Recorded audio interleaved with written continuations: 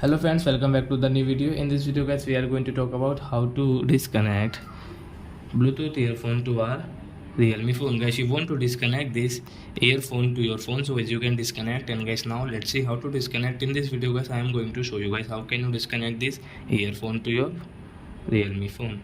So guys, now let's start the video guys. First of all, open your phone setting to disconnect it. Then guys, scroll and guys, you can see your Bluetooth setting. So guys, we will click here. So as you can see guys, we have connected this earphone.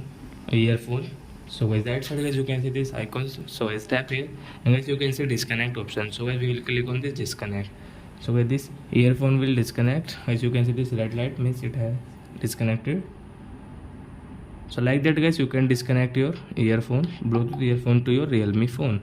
So that's it guys, thanks for watching. Now we will meet our next video with new topic. Before going, please go and like my video, subscribe my channel. Bye bye friends, thanks for watching. Bye.